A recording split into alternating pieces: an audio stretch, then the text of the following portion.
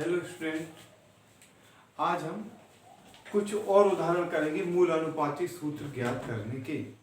तो जो मूल अनुपाती सूत्र ज्ञात करने की विधि थी वो एक बार और मैं आपको याद दिलाता हूँ कि सबसे पहले हम सब प्रतिशत को जोड़ते हैं। यदि वो 100 के बराबर आ जाता है तो ऑक्सीजन उपस्थित नहीं है, और यदि वो 100 के बराबर नहीं आता है तो जितना वो 100 से कम है उतनी उसमें ऑक्सीजन उपस्थित है। जितना 100 से कम है उतनी उसमें ऑक्सीजन उपस्थित है। फिर उसके बाद सर्वप्रथम उनका नाम लिखते हैं, फिर उनके एक कॉलम बनाते हैं, पहले में नाम लिखते हैं, फिर उनके संकेत लिखते हैं, फिर उनके प्रतिशत लिखते हैं, फिर उनके परमाणु द्रव्यमान लिखते हैं। पहली चीज नाम, दूसरा संकेत, तीसरा प्रतिशत, चौथा परमाणु द्रव्यमान। कुछ किताबों में तीसरे पर परमाणु द्रव्यमान है और चौथे पर प्रतिशत है। दोनों में कुछ भी हम लिख सकते हैं। पांचवें कॉलम में हम परमाणु प्रतिशत का परमाणु द्रव्यमान से भाग देते हैं, मतलब परमाणु द्रव्यमान को करते हैं बटे में।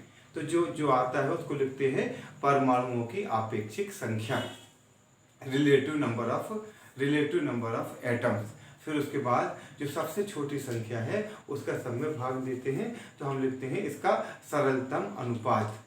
ठीक, ये जो सरलतम अनुपात जो आता है यदि वह पूर्णांक है तो ठीक है, और यदि वो पूर्णांक नहीं आता है तो उसको पूर्णांक बनाते हैं। तो कोई क्वेश्चन में ये लास्ट वाला कॉलम आएगा, कुछ में नहीं आएगा। देखना, अब देखो सबसे पहले देखो कॉलम आड़े में तो पहला देखना है। अब हम एक फॉर्मेट बनाते हैं, इसी फॉर्मेट में हम सभी सवाल करेंगे। पहला नाम, दूसरा संकेत, तीसरा नाम संकेत, तीसरा प्रतिशत, चौथा परमाणु द्रव्यमान, पांचवा परमाणुओं की आपेक्षिक संख्या, छठवा सरलतम अनुपात, और लास्ट में ये कुछ में आएगा और कुछ में नहीं आएगा। यदि इसमें पूर्णांक आ गया तो इसको बनाने की आवश्यकता नहीं है। ठीक, तो पहला आया नाम, दूसरा इसका नाम, फिर संकेत या सिंबल, जैसे कार्बन है तो C, हाइड्रोजन है तो H, ऑक्सीजन है तो O। तीसरा प्रतिशत, चौथा परमाणु द्रव्यमान, फिर पांचवा आपेक्षिक परमाणुओं की आपेक्षिक संख्या, ये हुआ सरलतम अनुपात। और ये कभी लगे यदि ये पूर्णांक नहीं आता है, जैसे कभी 0.5 आता है तो सब में 2 का गुणा कर देते हैं, 0.33 आता है तो सब में 3 का गुणा कर देते हैं। जनरली या तो 0.5 आएगा या 0.33 आएगा। ठीक है, तो देखो बेटा सबसे पहले लिखना है उनका नाम, फिर उनका लिखना है संकेत या सिंबल, फिर तीसरे नंबर पर लिखना है उनका प्रतिशत, चौथे नंबर पर लिखना है उन्हीं के परमाणु द्रव्यमान, पांचवें नंबर पर हम प्रतिशत को भाग लगाते हैं परमाणु द्रव्यमान से, और जो फिर छठवें नंबर पर जिसको बोलेंगे परमाणुओं की आपेक्षिक संख्या, फिर जो सबसे छोटी संख्या है उसका हम तीनों से भाग लगाते हैं, सब में भाग लगाते हैं, तो जो आता है वो कहलाएगा सरलतम अनुपात। तो या तो यही उत्तर हो जाएगा या ये उत्तर नहीं होगा, तो इसको हम पूर्णांक बनाते हैं। पूर्णांक बनाने के लिए यदि 0.5 है किसी में, मतलब तो हम उसमें 2 का गुणा करेंगे जिससे वो पूर्णांक बन जाएगा। 0.33 है तो इसमें 3 का गुणा करेंगे जिससे पूर्णांक बन जाएगा। कुछ में ये कॉलम होगा, कुछ में ये नहीं होगा। ठीक, अब इसके बाद देखो ये निकलेगा मूलानुपाती सूत्र। अब इसके बाद हमें निकालना है अणुसूत्र। मूलानुपाती सूत्र से अणुसूत्र निकालने के लिए हमें क्या करना चाहिए, क्या चाहिए है n, हमें चाहिए है n। अब n के लिए n का क्या सूत्र है, n बराबर अणुभार बटे मूलानुपाती सूत्र भार। कई बार अणुभार नहीं देते हैं बल्कि क्या देते हैं, वाष्प घनत्व। तो हम क्या लिखेंगे, अणुभार बराबर 2 गुणित वाष्प घनत्व। ठीक, अब इधर चालू किया, वाष्प घनत्व दिया जाएगा, उसमें 2 का गुणा करेंगे तो अणुभार निकलेगा। इस चार्ट से मूलानुपाती सूत्र निकलेगा। एक काम हो गया, अणुसूत्र निकालने के लिए अणुभार 2 गुणित वाष्प घनत्व से निकला हुआ, और इसके जो सूत्र निकलेगा उससे निकलेगा मूलानुपाती सूत्र भार, और दोनों को भाग करके n निकाल लेंगे। यदि n का मान 1 है तो जो मूलानुपाती सूत्र होगा वही अणुसूत्र होगा। यदि n का मान 2 है तो जो मूलानुपाती सूत्र होगा उसमें पूरे में 2 का गुणा कर देंगे। ठीक है, तो बेटा अब हम चालू करते हैं। पहला सवाल है, एक ये हुआ आयरन, एक यौगिक में आयरन 20.15%, सल्फर, थोड़ा बड़े लिख देता हूँ आपको शायद दिखाई ना दे इसलिए, चलो इसको मैं कॉलम थोड़े से इनके बड़े बना लेता हूँ। ये हुआ आयरन,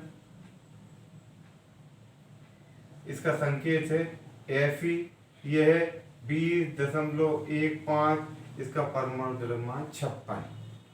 फिर सल्फर, इसका संकेत है S, ये है 11.51, इसका है 32। फिर है ऑक्सीजन, इसका है O, इसका है परमाणु द्रव्यमान 16, और ये 23.02। चौथा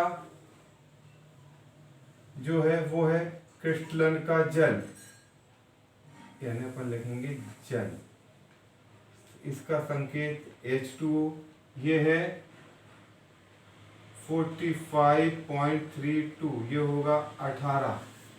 अब आपेक्षिक संख्या, अब इसको मैं थोड़ा सा बढ़ा देता हूँ क्योंकि इसमें हमें भाग दे देकर लिखना है।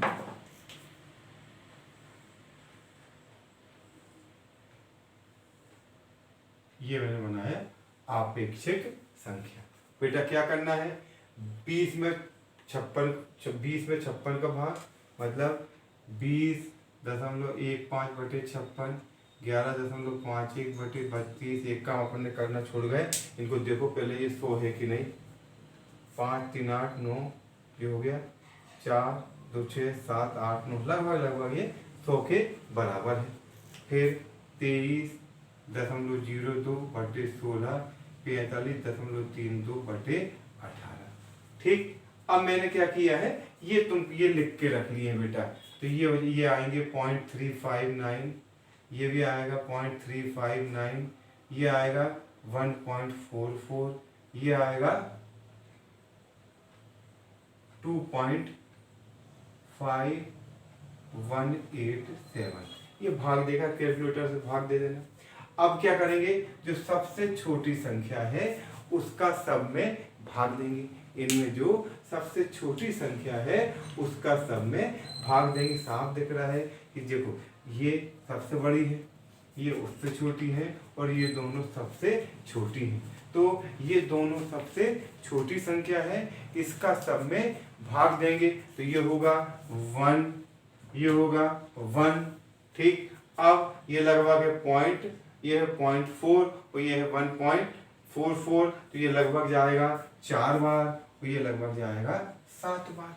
तो इसमें ये हो गया 1 1 4 और ये 7। ये कहलाएगा परमाणुओं की आपेक्षिक संख्या, ये कहलाएगा सरलतम अनुपात। अब देखो सपोज करो ये ऐसा है, यदि यहाँ पर लिखा होता 1.5 तो अभी अगला स्टेप हमें बढ़ाना पड़ता। यदि यहाँ पर आता 1.5, एक अपन फॉर एग्जाम्पल यहाँ आता है जी 1.5, तो फिर क्या करना पड़ता बेटा, यहाँ 2 का गुणा, ये हो जाता 2, ये हो जाता 3, ये हो जाता 8 और ये हो जाता 14। और ये तो अपना सरलतम अनुपात आ गया। तो इस चूंकि सरलतम अनुपात इसका आ गया है, इसलिए हमें अब इसमें कुछ भी करने की आवश्यकता नहीं है।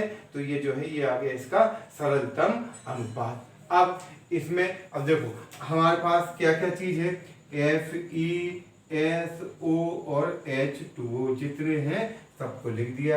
FeSOH2O, Fe कितना है, एक लिखने की जरूरत नहीं है, Fe लिखा है, इसका मतलब ये है कि ये एक है।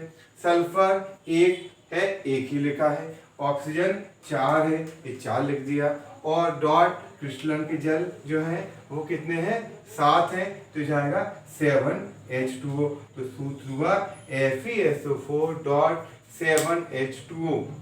इसका सूत्र होगा FeSO4.7H2O। ठीक है, तो ये बेटा क्या करना है, सबसे पहले नाम, फिर संकेत, फिर प्रतिशत, फिर परमाणु द्रव्यमान, फिर प्रतिशत भागित परमाणु द्रव्यमान, सबसे छोटी संख्या का सम्य भाग, सरलतम अनुपात। यदि पूर्णांक नहीं आता है तो उसको पूर्णांक बनाना।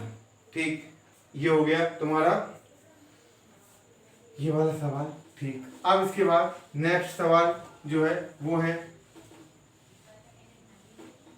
एक यौगिक है जिसमें कार्बन जो है 61% है, हाइड्रोजन 11.88% है, इसका वाष्प घनत्व है 59।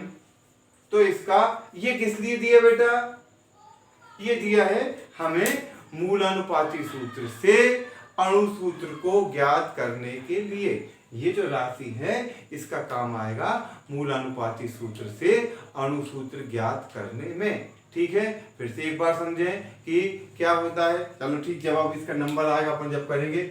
हाँ, अब देखना, मैंने लिखा था क्या क्या है इसमें, यहां लिखा मैंने कार्बन, संकेत है इसका C, परसेंटेज है 61, परमाणु द्रव्यमान है 12, कार्बन 61%, परमाणु द्रव्यमान 12।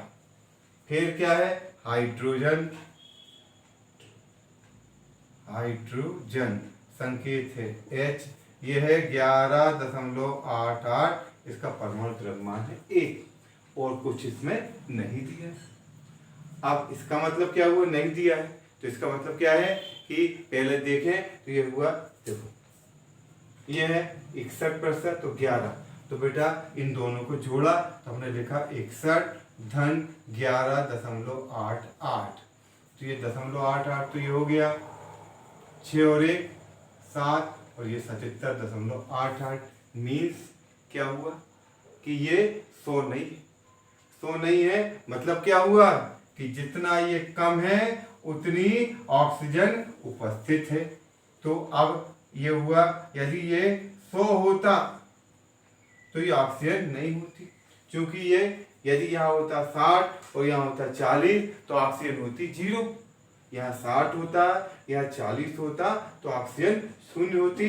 तो चूंकि यहाँ पर अब देखो मतलब क्या हुआ, संकेत लिखा अपन ने O, अब ये कितना है, जितना 100 में से बच रहा है उतना है। ठीक, कुछ शायद मैंने गलत जोड़ दिया है, ये होगा 72, 1 और 1 2, 6 और 1 7 और 0.88। अब इसको हमने 100 में से घटाया तो ये हो गया 0.12, 0.12, ये 9, तो ये हो गया 7। ठीक है, ये 9 तो ये हो गया 7, मतलब ये हो गया 27.12। ठीक, एक बार अपन चेक कर लेते हैं। तो देखो बेटा, ये तो हो गया 1 7 8 9 10 के हाथ के 1 6 7 8 9 10, मतलब ये टोटल हो गया 100%। तो इसका मतलब ये है कि इसमें ऑक्सीजन 27.12% उपस्थित है। इसमें जो ऑक्सीजन है ये है 27.12। अब वही चीज फिर से क्या हुआ, परमाणुओं की आपेक्षिक संख्या, ये सरलतम अनुपात, पहले निकालेंगे परमाणुओं की आपेक्षिक संख्या, क्या करेंगे 61 भागित 12, लगभग 5 दशमलव कुछ आएगा। ठीक, 5.08, 11.88 बटा 1, ये तो हो गया 11.88, ये इसका है 16, तो 27.16 बटा 16, तो ऑक्सीजन का आएगा 1.69, ये हो गया 1.69। अब इसमें सबसे छोटी संख्या ये है क्या? नहीं, सबसे छोटी संख्या है 1.69। अब 1.69 से सभी में भाग देंगे तो ये होगा 5.08 अपॉन 1.69, 11.188 अपॉन 1.69, 1.69 अपॉन 1.69 बराबर बराबर और ये बराबर, तो ये हो गया 1। ठीक, अब 5.08 अपॉन 1.69 ये हो जाएगा 3। 11.18 भागे 1.69 ये जाएगा 7। तो अब ये सरलतम अनुपात जो है वो पूर्णांक है। क्योंकि सरलतम अनुपात पूर्णांक है इसलिए हमें अब कुछ भी करने की आवश्यकता नहीं है। तो इसका मूलानुपाती हमने तीनों सूत्र C लिखा, H लिखा और O लिखा। C कितने हैं 3 तो यहाँ लिख दिया 3, H कितने हैं 7 तो लिख दिया 7, O कितना है 1 तो ये O को लिखने की आवश्यकता नहीं है। तो इसका मूलानुपाती सूत्र हो गया C3H7O। इसका जो मूलानुपाती सूत्र हुआ ये हुआ C3H7 और O, C3H7O। अब इसके बाद हम यही निकाल दें इसका मूलानुपाती सूत्रभार। मूलानुपाती सूत्रभार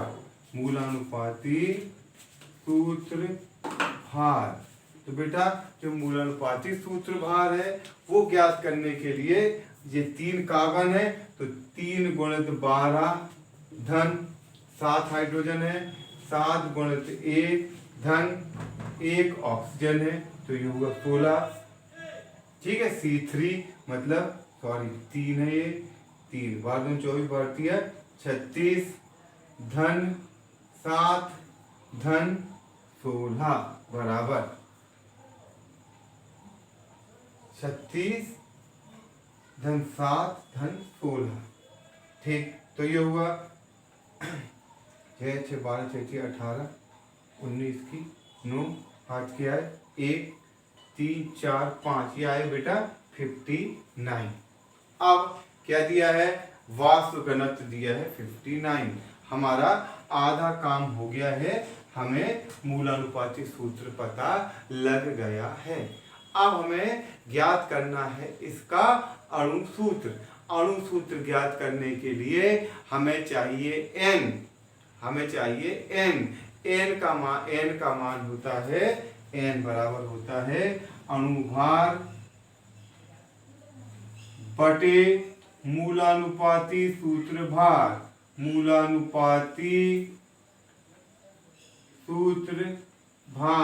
अणुभार बटे मूलानुपाती सूत्रभार। अणुभार बराबर होता है 2 गुणित वाष्प घनत्व। तो 2 गुणित वाष्प घनत्व मतलब 2 गुणित वाष्प घनत्व है 59। तो ये हो जाएगा अणुभार बराबर 2 गुणित 59। 2 9 18 की 8 हाथ के 1 2 5 10 और 1 118। तो बेटा अणुभार हो गया 118, मूलानुपाती सूत्रभार हो गया 59। बहुत स्पष्ट है, n बराबर हो गया 2। जो अणुभार है वो 2 × 59, मूलानुपाती सूत्रभार 59, ये 59 से 59 कट गए, n बराबर 2। तो इसका अणु सूत्र जो होगा ये तो सूत्र है ही C3H7O और यहाँ पर कर देंगे 2। क्यों? क्योंकि हमें पता है कि अणुभार बराबर मूलानुपाती सूत्र, अणु सूत्र बराबर मूलानुपाती सूत्र गुणित n। ठीक, तो इसमें यहाँ n करेंगे तो जाएगा C6H14 और O2। C6H14O2। C 3 दूनी 6, 7 दूनी 14 और O2 चेक करना हो तो इनको जोड़कर देख लो। अणुभार कितना आना चाहिए 118। तो 12 6 72 धन 14 और धन 16 दूनी 32। 2 2 4 2 6 और 2 8 7 3 10 और 1 11, ये हो गया 118। तो इसका अणुभार निकल जाता है 118। तो बेटा देखो, अब हमने इससे ये हो गया मूल अनुपाती सूत्र ज्ञात करना। ठीक, तो देखो अभी हमने जो पढ़ा एक बार फिर क्विक रिवीजन में करा देता हूं तुमको। क्विक रिवाइज कि सबसे पहले जो है वो नाम लिखते हैं, फिर उनका संकेत लिखते हैं, सिंबल लिखते हैं, फिर उसके बाद उनका प्रतिशत लिखते हैं, फिर उनका परमाणु द्रव्यमान लिखते हैं, फिर प्रतिशत में परमाणु द्रव्यमान का भाग देते हैं। आता है परमाणुओं की आपेक्षिक संख्या, इनमें सबसे छोटी संख्या का सब में भाग देते हैं। आता है सरलतम अनुपात, यदि ये पूर्णांक है तो ठीक है, और यदि पूर्णांक नहीं है तो इसको फिर गुणा किसी संख्या से पूरी संख्याओं में गुणा करके इसको पूर्णांक बनाया जाता है। जनरली यदि 0.5 होता है तो 2 का गुणा करते हैं, और 0.33 होता है तो 3 का गुणा किया जाता है। ठीक, ये निकल गया मूलानुपाती सूत्र। अणु सूत्र निकालने के लिए हमें चाहिए n, तो n का मान अणुभार बटे मूलानुपाती सूत्र भार। कई बार अणुभार डायरेक्ट दे देते हैं और कई बार देते हैं वाष्प घनत्व या वेपर डेंसिटी। तो जब वाष्प घनत्व या वेपर डेंसिटी देंगे तो लिखेंगे हम अणुभार बराबर 2 गुणित वाष्प घनत्व। तो वाष्प घनत्व में 2 का गुणा करके अणुभार निकाल देंगे, और मूलानुपाती सूत्र भार से भाग देकर n का मान ज्ञात कर लेंगे। और जब n का मान हमें पता लग जाएगा, तो हम इस सूत्र से n का मान, यदि यह n 3 होता तो जाता 9 21 और O3, यदि यहाँ n का मान 1 होता तो C3H7O, यदि n का मान यहाँ 4 होता तो 12 28 O4, C12H28 और O4। इस तरह से हम इसको ज्ञात कर सकते थे। तो आज हमने पढ़ा मूलानुपाती सूत्र को ज्ञात करना। अब बेटा इसके बाद जो नेक्स्ट चैप्टर है, नेक्स्ट टॉपिक है, वो अब इसके बाद पढ़ाएंगे मोल संकल्पना या मोल कॉन्सेप्ट। ओके बेटा, थैंक यू।